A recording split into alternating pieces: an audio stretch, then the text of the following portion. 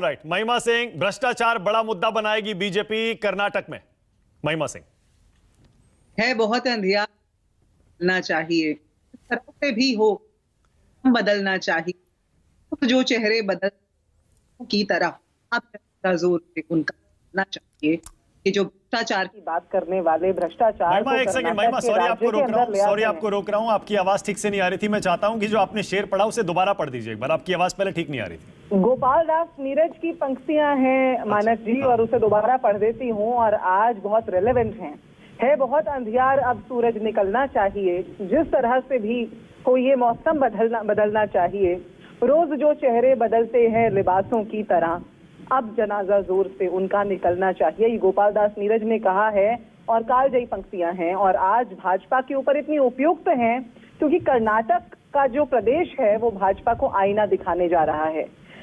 आईना क्यों दिखाने जा रहा है? क्योंकि सबसे पहली बात तो जनमत का जो अपमान भाजपा ने किया 2017 के अंदर, 2018 के अंदर जब जनमत मिला दूसरी पार्टियों को, भाजपा को नहीं मिला और गठबंधन से सरकार बनी, उसके बाद किस तरह से हॉर्स ट्रेडिंग होती रही।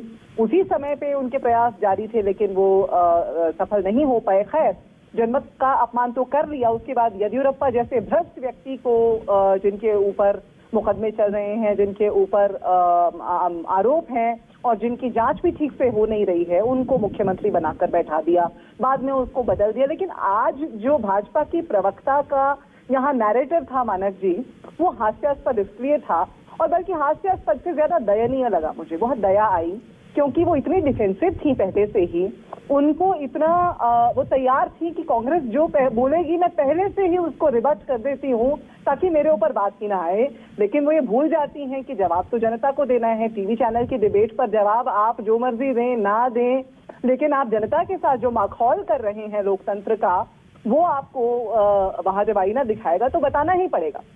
इन्होंने अभी बात की इस्तीफे की, एक मंत्री के इस्तीफे की, एस ईश्वरप्पा।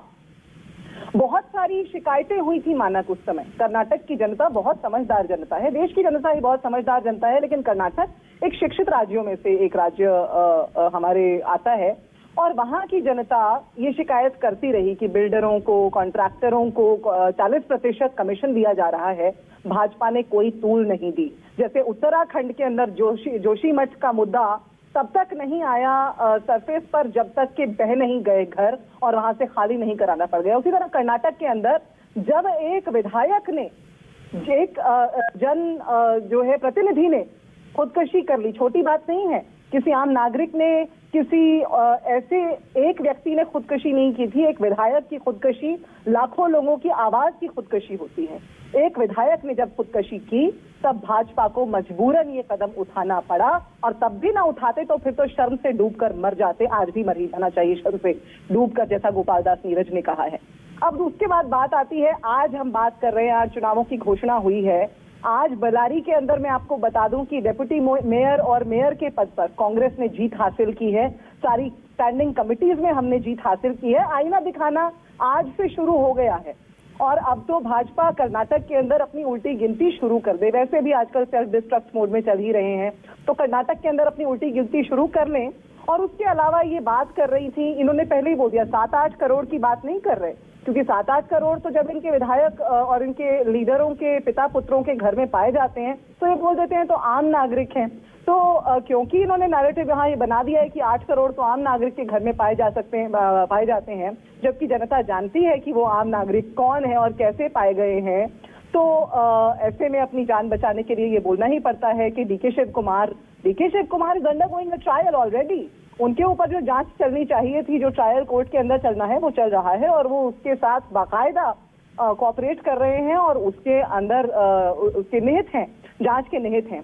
लेकिन भाजपा ये सारी बातें बोल करके ऐसा सोचती है, उस कबूतर की तरह से बर्ताव करती है जो आंखें बंद करके सोचता है कि सामने से जो शिकारी आ रहा है वो उसका शिकार नहीं करेगा।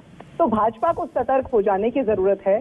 कांग्रेस वहां पर जनमत का जो है वो अपमान होने से बचाने के लिए जो कदम उठाने होंगे। ओके, अदानी मुद्दे का टेस्ट मानेंगे आप? जो भी रिजल्ट आएगा उसको, अगर बीजेपी जीत गई तो मान लेंगे अदानी का मुद्दा नहीं चला? मैं तो लोकतंत्र की परीक्षा मानूंगी मानस जी। मैं ये मानूंगी कि चाहे वो अदानी मुद्दा हो, अदानी मुद्दा आज देश का सबसे बड़ा मुद्दा है। आज अदानी मुद्दे पे भाजपा को देश को जवाब देना है। नहीं, मैं ये कह रहा हूं, अगर जनता ने वोट दे दिया फिर तो मुद्दा इधर या उधर हो जाएगा ना। कैसे हो जाएगा मानक जी? जनता तो पिछले 9 वर्षों से बहुत सारे मुद्दों पे जवाब मांग रही है। कर्नाटक